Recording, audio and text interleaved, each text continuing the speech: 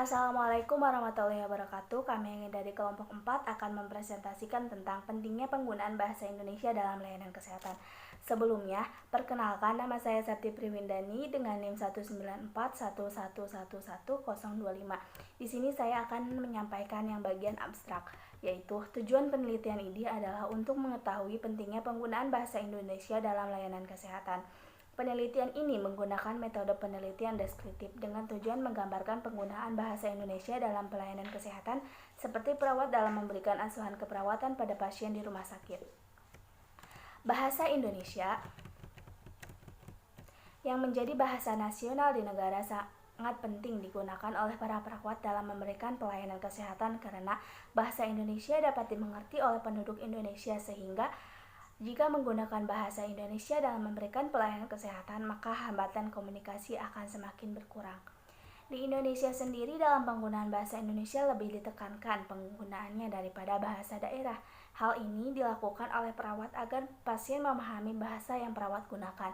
Akan tetapi, seorang perawat juga perlu menghormati bahasa yang digunakan oleh pasiennya, seperti bahasa daerah untuk mencegah terjadinya kesalahpahaman antara pemberi dan penerima layanan kesehatan. Assalamualaikum warahmatullahi wabarakatuh. Perkenalkan, nama saya Cynthia Septiani dengan NIM 19411111055. Di sini saya akan melanjutkan presentasi. Pendahuluan. Keragaman bahasa yang terjadi di Indonesia terkadang menjadi salah satu faktor penghambat dalam komunikasi. Keragaman bahasa yang ada dapat menimbulkan perbedaan pemahaman antara komunikator dan komunikan. Begitu halnya pada sistem pemberian pelayanan kesehatan, penggunaan bahasa Indonesia menjadi hal yang penting dilakukan oleh perawat agar klien tidak salah mengartikan bahasa yang dimaksud perawat. Bahasa Indonesia yang menjadi bahasa nasional di negara ini sangat penting digunakan oleh para perawat dalam memberikan pelayanan kesehatan karena bahasa Indonesia dapat dimengerti oleh penduduk Indonesia sehingga jika menggunakan bahasa Indonesia dalam memberikan pelayanan kesehatan, maka hambatan komunikasi akan semakin berkurang. Walaupun demikian, sebagai seorang perawat harus tetap menghormati bahasa daerah yang digunakan klien.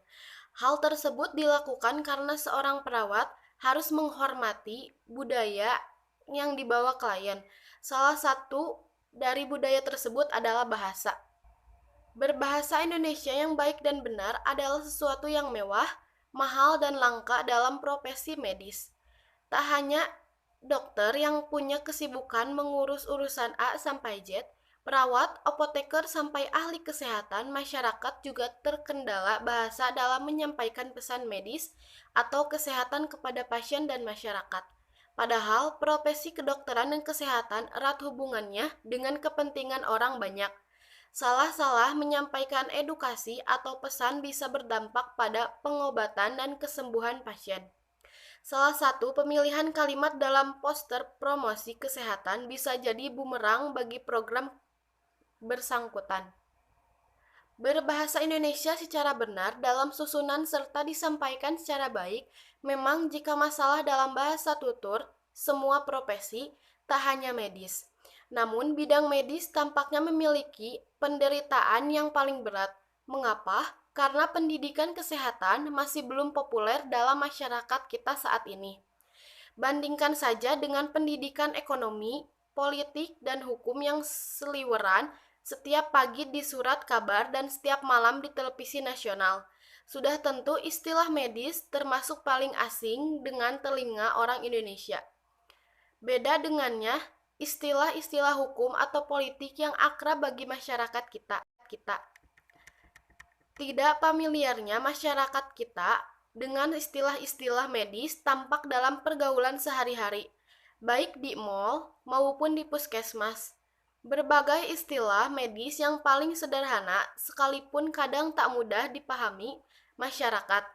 Tentu istilah hipertensi, diabetes, dan obesitas.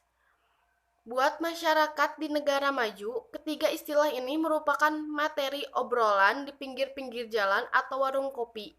Buat kita, bahkan pasien dari kalangan berduit juga pernah bertanya, obesitas itu darah tinggi ya dok? Bahasa Indonesia mampu menyelamatkan situasi dengan istilah darah tinggi, kencing manis, atau kegemukan. Setelah diselidiki, hanya negara-negara berkembang seperti kita ini yang punya istilah seperti kencing manis untuk menggantikan nama penyakit yang sudah sedemikian populer di masyarakat barat. Mungkin akan dilanjutkan oleh anggota yang lain. Nama saya Yunita Pangestu dengan nomor NIM 194111038. Di sini saya akan membacakan metode penelitian. Metode penelitian ini menggunakan metode penelitian deskriptif dengan tujuan menggambarkan penggunaan bahasa Indonesia dalam layanan kesehatan, yaitu perawat dalam memberikan asuhan keperawatan pada pasien di rumah sakit. Teknik data yang digunakan dalam penelitian ini adalah teknik simak dan catat. Langkah yang lebih penting ialah data analisis yang diketahui makna tersembunyi di balik penelitian. Dafa Abizar Alova dengan NIM 19411111014 akan melanjutkan presentasi dari hasil dan pembahasan. Yang pertama, di sini ada hakikat dan manfaat bahasa secara umum. Bahasa dibentuk oleh kaidah atau aturan serta pola yang tidak boleh dilanggar agar tidak menyebabkan gangguan dalam berkomunikasi. Kaidah atau aturan dan pola-pola yang dibentuk mencakup tata bunyi, tata bentuk, dan tata kalimat. Bahasa penting dikuasai oleh pengirim maupun penerima pesan agar komunikasi yang terjadi antara keduanya dapat berjalan dengan lancar. Bahasa adalah suatu sistem dari lambang bunyi yang dihasilkan oleh alat ucap manusia dan dipakai oleh masyarakat komunikasi, kerjasama, dan identifikasi diri, menurut Godam tahun 2008. Bahasa terdiri dari dua jenis, yaitu bahasa lisan sebagai bahasa primer dan bahasa tulisan sebagai bahasa sekunder. Manfaat penggunaan bahasa dalam masyarakat di sini ada 3, yaitu yang pertama, alat untuk berkomunikasi dengan sesama manusia. Yang kedua, alat untuk bekerja sama dengan sesama manusia. Dan yang ketiga, di sini ada alat untuk mengidentifikasi diri. Di sini ada macam-macam dan jenis ragam atau keragaman bahasa menurut Godam tahun 2008. Yang pertama, ragam bahasa pada bidang tertentu seperti bahasa istilah hukum, bahasa sains, bahasa jurnalistik, dan sebagainya. Yang kedua, ragam bahasa pada perorangan atau idiolek. Yang ketiga, ragam bahasa pada kelompok anggota masyarakat suatu wilayah atau dialek seperti dialek bahasa Madura, dialek bahasa Medan, dialek bahasa Sunda, dialek bahasa Bali, bahasa Jawa, dan lain sebagainya. Yang keempat, ragam bahasa pada kelompok anggota masyarakat suatu golongan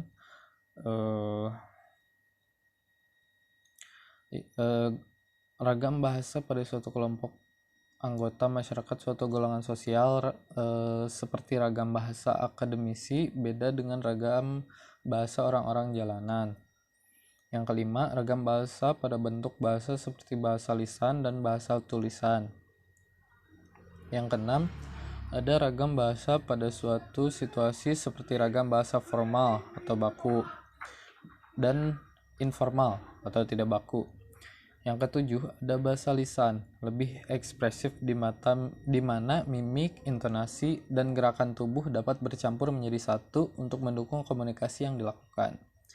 Bahasa isyarat atau gestur atau bahasa tubuh adalah salah satu cara berkomunikasi melalui gerakan-gerakan tubuh. Keragaman bahasa yang banyak di negara Indonesia ini dapat menyebabkan adanya hambatan dalam bentuk berkomunikasi. Jika penerima pesan tidak mengerti bahasa yang digunakan oleh pengirim pesan. Oleh karena itu, untuk mempersatukan bangsa dan mengurangi hambatan dalam berkomunikasi, biasanya di setiap negara memiliki bahasa pemersatu. Begitu pula di Indonesia yang memiliki bahasa pemersatu, yaitu bahasa Indonesia. Bahasa Indonesia adalah bahasa resmi bangsa Indonesia. Bahasa Indonesia adalah bahasa pemersatu bangsa Indonesia yang terdiri atas berbagai suku, etnis, dengan latar belakang bahasa berbeda. Di Indonesia, kesepakatan bahasa persatuan sebagai bahasa Indonesia telah dibentuk sejak Sumpah Pemuda secara de facto atau dengan yang menjadikan bahasa Indonesia sebagai bahasa sah, sebagai bahasa pemersatu. Jadi ketika kita menggunakan bahasa Indonesia, jelas sudah kesepakatan kita untuk menjadikan bahasa Indonesia sebagai bahasa pemersatu yang terrealisasi hingga detik ini, dengan harapan setiap warga Indonesia di kedepannya dapat berkomunikasi satu sama lain tanpa mengalami kesulitan dengan seluruh manusia yang berada di wilayah Indonesia. Terima kasih. Nama saya Yunita Pangestu dengan nomor NIM 194111038. Di sini saya akan membacakan hasil dan pembahasan, yaitu pada poin kedua tentang pemanfaatan bahasa Indonesia dalam pelayanan kesehatan. Jenis pelayanan kesehatan yang ada di Indonesia sangat beragam, mulai dari lingkup yang sederhana sampai yang luas cakupannya. Pelayanan kesehatan diberikan mulai dari lingkup personal, keluarga, dan yang berada di lingkungan masyarakat. Pelayanan kesehatan dalam lingkungan masyarakat dapat meliputi pelayanan kesehatan di puskesmas, kelompok-kelompok masyarakat atau komunitas, dan rumah sakit. Komunikasi merupakan hal yang penting dan harus diperhatikan oleh orang yang memberikan pelayanan kesehatan. Dalam komunikasi, faktor yang sangat berpengaruh adalah bahasa. Oleh karena itu, dibutuhkan kesamaan jenis bahasa yang digunakan agar tidak terjadi kesalahpahaman dalam berkomunikasi. Di Indonesia, penggunaan bahasa Indonesia lebih ditekankan penggunaannya daripada bahasa daerah. Hal ini dilakukan oleh perawat agar klien memahami bahasa yang perawat gunakan. Namun, sebagai seorang perawat harus tetap menghormati bahasa yang digunakan oleh kliennya. Adapun pemanfaatan dari penggunaan bahasa Indonesia dalam pelayanan kesehatan adalah yang pertama, mengurangi hambatan dalam berkomunikasi antara pemberi dan penerima pelayanan kesehatan. Yang kedua, memberi pelayanan bagi pemberi pelayanan kesehatan, khususnya perawat dalam memberikan intervensi pada kliennya. Yang ketiga, memudahkan klien dan perawat dalam berkomunikasi. Yang keempat, bahasa Indonesia yang menggunakan bahasa pemersatu mudah dimengerti oleh hampir seluruh penduduk Indonesia, sehingga penerima pelayanan keperawatan mudah memahami dan menerima pesan yang disampaikan oleh pengirim pesan. Yang kelima, perawat akan lebih mudah dan menerapkan komunikasi terapeutik kepada klien sebagai penerima pelayanan kesehatan. Bahasa Indonesia dalam pelayanan kesehatan. Beragamnya bahasa yang ada di Indonesia dapat menyebabkan banyaknya arti dari setiap kata. Tidak tersampainya pesan yang disampaikan oleh pengirim pesan dapat mengidentifikasinya adanya hambatan dalam komunikasi tersebut. Perbedaan bahasa antara pemberi pelayanan kesehatan, dalam hal ini perawat dengan klien, dapat menjadi hambatan dalam komunikasi antar keduanya. Oleh karena itu, dibutuhkan bahasa yang dapat dimengerti oleh hampir seluruh warga Indonesia dan dapat digunakan di mana saja perawat dan klien itu berada. Bahasa tersebut adalah bahasa Indonesia karena bahasa ini merupakan bahasa pemersatu semua penduduk yang ada di Indonesia. Komunikasi yang jelas dan efektif adalah aspek penting ketika berhubungan dengan klien, terutama jika perbedaan bahasa menciptakan rintangan kultural antara perawat dan klien. Perbedaan bahasa yang terjadi antara perawat dan klien harus dijembatani oleh orang ketiga agar pesan yang disampaikan oleh perawat dapat diterima klien tanpa adanya kesalahpahaman arti. Jika terjadi kesalahpahaman, maka komunikasi yang terjadi antara keduanya dapat dikatakan tidak lancar. Ketidakberhasilan untuk berkomunikasi secara efektif dengan klien tidak hanya menyebabkan penundaan dalam diagnosis dan tindakan, tetapi juga dapat mengarah pada hal yang strategis. Oleh karena itu, kesamaan bahasa dalam hal ini sangat diperlukan. Bahasa Indonesia memiliki pengaruh yang sangat besar terhadap pelayanan kesehatan. Hampir seluruh penduduk Indonesia mengerti dan memahami arti dari penggunaan bahasa Indonesia yang baik. Oleh karena itu, Dalam memberikan pelayanan kesehatan, seorang perawat harus menggunakan bahasa Indonesia yang benar agar tidak terjadi kesalahpahaman. Beberapa pengaruh penggunaan bahasa Indonesia yang baik dalam berkomunikasi dalam pelayanan kesehatan adalah yang pertama, yaitu memberikan kemudahan bagi penerima pelayanan kesehatan untuk memahami maksud dari pemberi pelayanan kesehatan. Yang kedua, bahasa Indonesia mudah digunakan oleh penduduk Indonesia, sehingga perawat dapat menerapkan komunikasi terapetik dalam memberikan pelayanan kesehatan. Yang ketiga, bahasa Indonesia dapat mengurangi hambatan yang ada. Dalam hal ini adalah hambatan dalam proses komunikasi dan hambatan semantik. Yang keempat, penggunaan bahasa Indonesia dapat memberikan kemudahan dalam berkomunikasi, sehingga perawat dapat memberikan asuhan yang tepat dan klien juga dapat mengikuti perintah yang diberikan. Apabila komunikasi yang terjadi baik, maka seorang perawat tidak akan menemukan hambatan dalam memberikan intervensi keperawatan. Yang kelima, bahasa Indonesia dapat digunakan di mana saja di wilayah Indonesia. Hal ini karena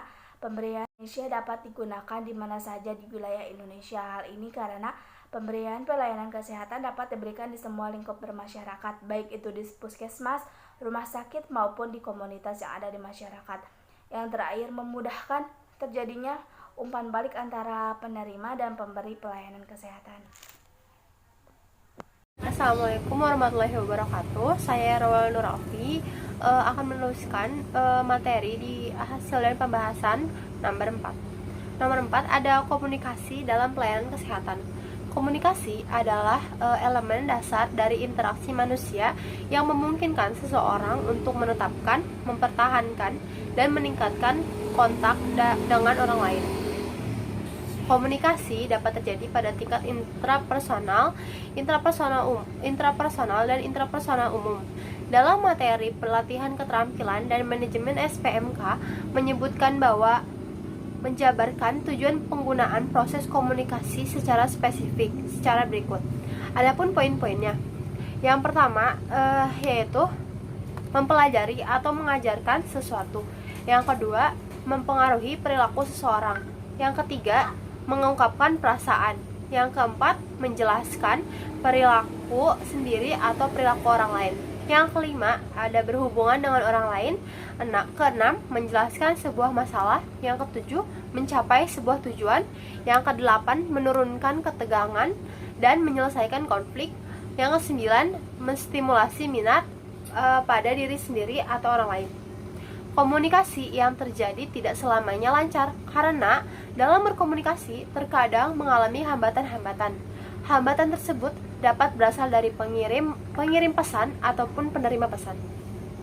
Adapun hambatan-hambatan dalam berkomunikasi, yang pertama ada hambatan proses komunikasi. Di antaranya, yang pertama ada hambatan dari pengirim pesan. Misalnya, pesan yang akan disampaikan belum jelas bagi dirinya atau pengirim pesan.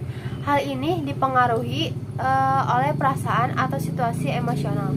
Yang kedua, ada hambatan dalam penyandian atau simbol.